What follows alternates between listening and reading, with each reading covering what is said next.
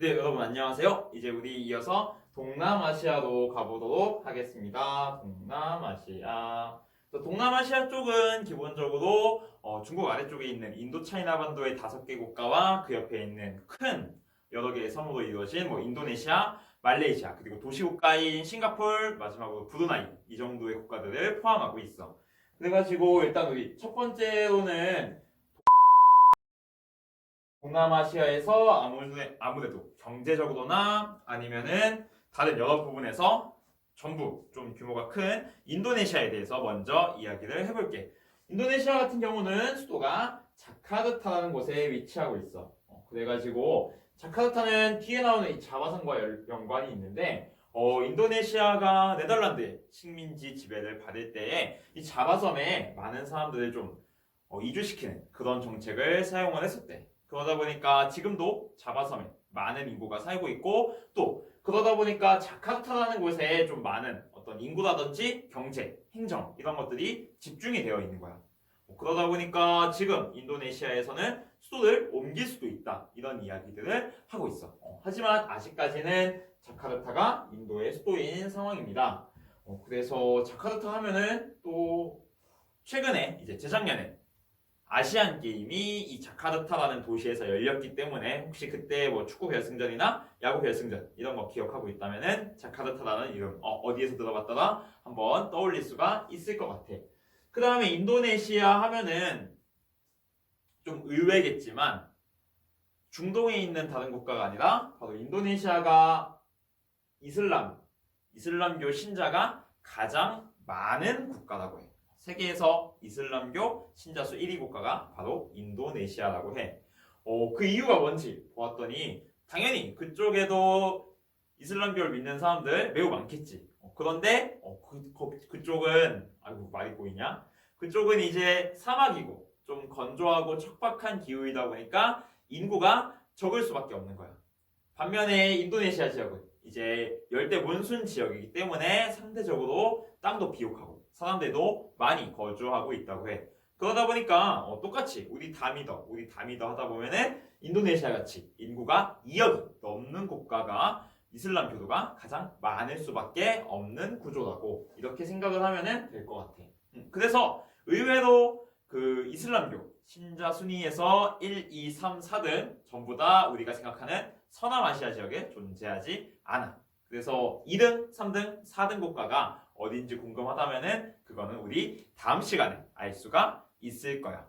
그리고 인도네시아 하면은 이제 관광지로 유명한 이 발리섬이라는 곳이 있는데 발리섬은 단순히 이제 우리가 관광지로만 기억을 할 것이 아니라 한 가지를 더 기억해주면 좋을 것 같아.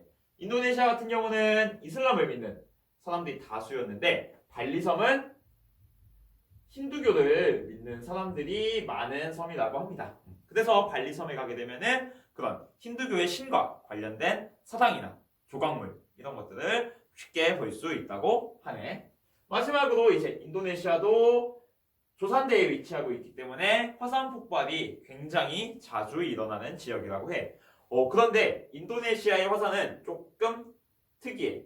어떤 면에서 그러냐면은 보통 그러니까 우리의 생각과 좀 다른데 우리는 화산 폭발이 나타나고 화산이 언제 터질지 모르면은 그곳에서 살려 하지 않고 그곳을 떠나려고 할 것 같은데 인도네시아에서는 이 화산이 폭발하고 나서 그 다음에 떨어지는 화산재가 땅을 매우 비옥하게 만들어주기 때문에 사람들이 오히려 화산 주변에서 살려고 하고 또 심지어는 화산의 분화구 안에서 거주하는 사람들도 있다고 하네.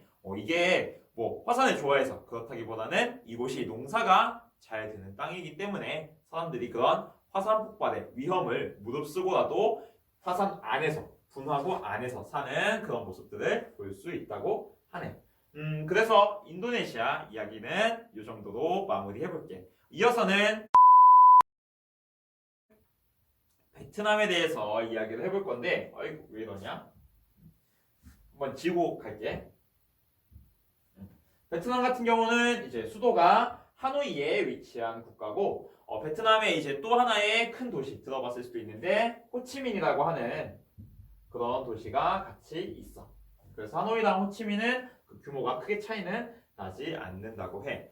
베트남 같은 경우도 우리나라랑 유사하게 그래서 전쟁의 경험이 있고 베트남이 북베트남과 남베트남이라면 여기도 역시 어떤 그 공산주의 국가와 그 다음에 자유민주주의 국가 둘로 나뉘어져 있다가 그 두 군데가 서로 전쟁을 통해서 현재 베트남으로 통일이 된 그런 상태라고 하네. 그 다음에 베트남 하면은 이제 음식 우리도 베트남 음식점 많이 생겨서 이제 친숙하게 느끼고 있을 것 같은데 베트남의 음식 하면은 쉽게 생각하는 게 이제 쌀국수. 쌀국수고 두 번째로는 이 프랑스의 식민 지배와 관련해서 프랑스의 음식 중에 가장 먼저 기억나는 거 우리나라의 그 브랜드도 있지 파리 거기 그러면은 그 파리 바게트 이 바게트를 베트남 현지의 어떤 문화나 음식과 융합시킨 그런 음식이 있는데 그걸 우리는 반미라고 부른대. 그래서 베트남 가면은 이 쌀국수나 반미 같은 거 먹어보는 것도 좋은 경험이 될 수 있을 것 같아. 그 다음에 베트남 하면은 역시 최근에 아주 핫한 베트남 축구의 영웅, 베트남의 히딩크 이런 말씀들을 듣고 있는 박항서 감독님이 지금 축구 감독을 하고 계신 곳이 바로 베트남이기도 하지. 이외에도 베트남에도 이제 유명한 관광지들이 많은 곳이기 때문에 베트남도 한 번쯤 가볼 만한 곳이고 작년 기준으로 우리나라에서 300만 명 정도가 베트남을 왔다 갔다고 하니까 우리나라 사람들한테도 굉장히 친숙한 그런 나라가 베트남이라고 할 수 있을 것 같아. 이거 이외에도 뭐 베트남 하면은 이제 오토바이 굉장히 많이 그리고 보편적으로 타는 나라다. 이런 이야기도 같이 이야기를 해볼 수가 있을 것 같네. 그러면은 이제 베트남도 여기까지 이야기하고 이어서 태국에 대해서 이야기를 해볼게. 방금 베트남 이야기하면서도 사실 관광에 대해서 이야기를 했었잖아. 그래서 베트남도 관광으로 매우 유명한 국가고 특히 이제 해안가 이쪽이 아름답기로 유명한 나라인데 태국 같은 경우도 역시 여기는 상대적으로 우리나라에서도 인지도가 높지만 전 세계에서 많은 관광객들이 방문하는 그런 국가라고 해. 그래서 태국의 수도는 방콕에 있고 태국 같은 경우는 이 방콕이라는 도시가 전체 도시들 중에 좀 월등하게 큰 그런 도시라고 하네. 그 다음에 태국 하면은 이제 태국 사람들이 엄청 큰 자부심을 가지고 있는 것 중에 하나가 어떤 그 서부의 침략이 있을 때 이 지역 근처에서 유일하게 독립국 지위를 유지했다는 점이야. 그래서 한번 인도차이나 반도를 그려볼게. 못 그릴 거야. 대충 이렇게 생겼으면은 여기 이제 오른쪽부터 여기 베트남이 있고 그 다음에 라오스가 있고 뭐 캄보디아가 있고 그 다음에 태국이 있고 미얀마가 있고 대략 이렇게 생겼거든.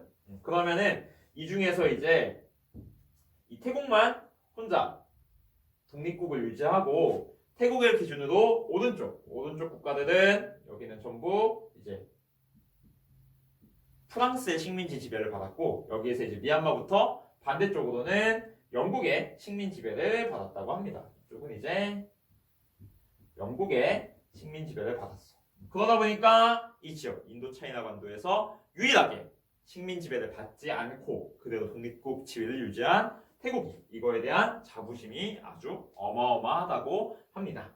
이어서 이제 태국 같은 경우는 불교를 굉장히 열심히 믿고 있는 국가다. 강력한 불교 국가다라고 이야기를 하고 그다음에 태국은 여전히 이제 어떤 왕 그리고 왕실의 영향력이 살아있는 강력한 왕정 국가다. 그래서 쿠데타, 군부 독재 이런 것들이 일어나도 항상 이 사람들은 형식적으로나마 왕실의 허가를 받고 그리고 그 왕실의 허가를 받았다는 것이 일종의 정통성을 가진다고 본다고 한대.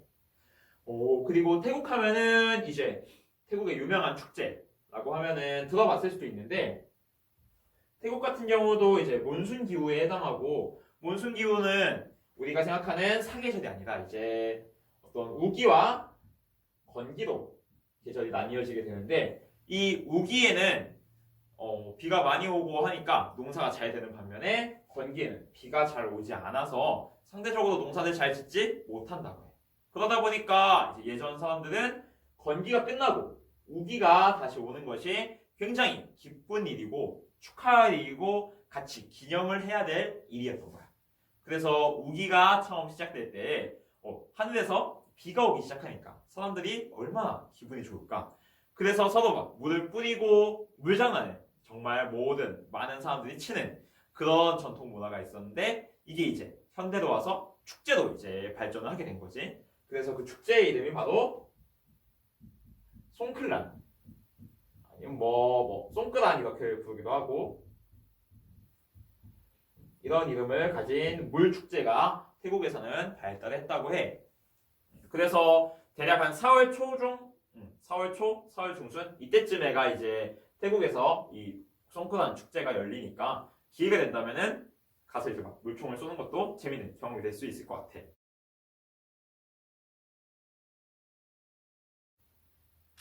그래서 태국 얘기도 이제 여기까지 하고 다음 나라로 넘어갈게. 다음은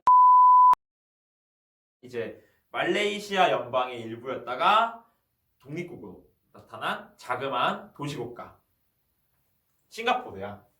어휴, 너무 열심히 필기를 했지? 다시 지우고.